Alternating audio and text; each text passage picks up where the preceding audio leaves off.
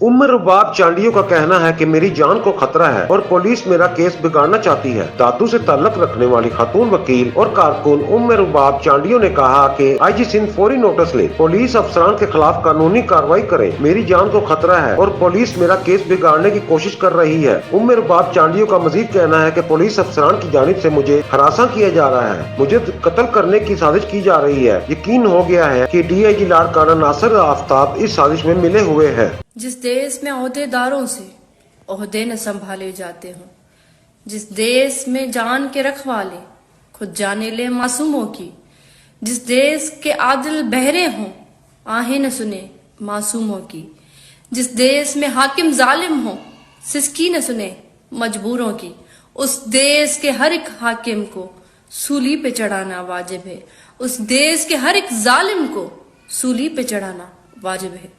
मैं सिंध और पाकिस्तान की बेटी उम्मे रुबाब, आज मेरा ये वीडियो पैगाम IG सिंध पुलिस रिफत मुख्तार साहब के नाम है।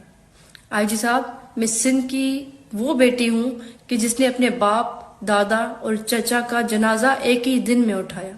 मैं 6 सालों से इंसाफ के लिए मारी मारी फिरती रही हूँ। मेरी जान को शदीद खतरा लाहक है। IG साहब, आपकी पुलिस की जानिब से मेरा केस खराब करने की कोशिश की जा रही है। मुझे थ्रेट किया जा रहा है, मुझे हरास किया जा रहा है। SHO इमदाद चांडियो, जिसका वालिद मेरे केस में अक्यूज्ड है, जेल कस्टडी में मौजूद है, और सरदार चांडियो वो भी इसी सेम केस में, ट्रिपल मर्डर केस में अक्यूज्ड है। तो उसी SHO को सरदारों के होम डिस्ट्रिक्ट में किसने पोस्टिंग दिलाई है? आप जरा इस पे गौर करें। IG साहब, मैं आप में उम्मीद रख के ये बात कह रही हूँ क्योंकि आप बात करते हैं अमन की, आप बात करते हैं कि एक चेंज आएगा। तो मैं आपसे ये बात करना चाह रही हूँ कि अगर आप अपनी पुलिस के इन भेड़ियों को नहीं पहचान पा रहे तो आप अपने डिपार्टमेंट पे पढ़ लें इन्ना लिल्लाहि व इन्ना इलैहि राजिऊन। अब फिर ये उम्मीद ना रखें, ये आप गुमान भी ना रखें कि कोई अमन हो सकता है, कोई चेंज आ सकता है। जब मैंने आपके डिपार्टमेंट से हाई ऑफिशियल्स से बात की है तो उनका ये कहना है कि ये कोई सियासी पोस्टिंग नहीं है। IG साहब, मैंने कोई बात विदाउट प्रूफ नहीं कही है।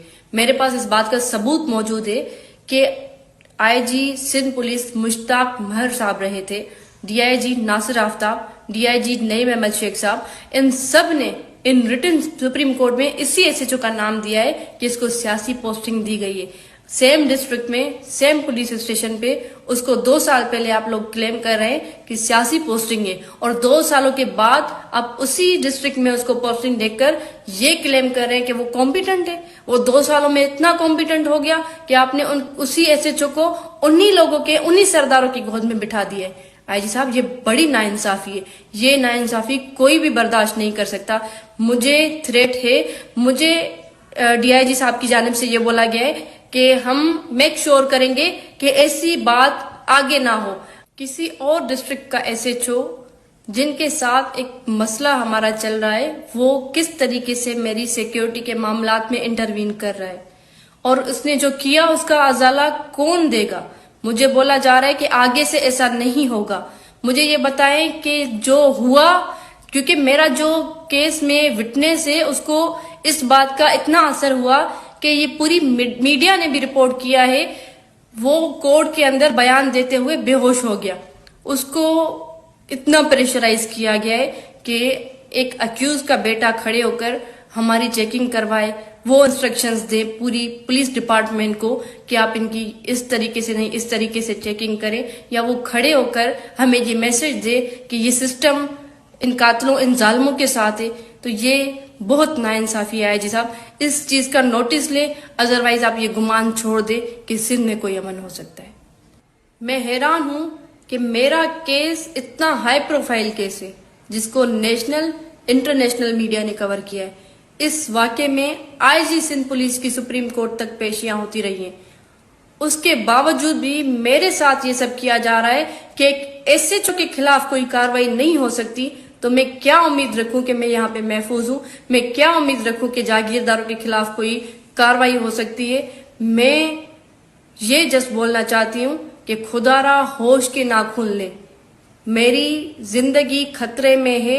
अगर मुझे कुछ होता है तो उसका जिम्मेदार DIG लाड़काना नासिर आफ्ताब भी होगा और सिंध पुलिस भी होगी, पूरा डिपार्टमेंट।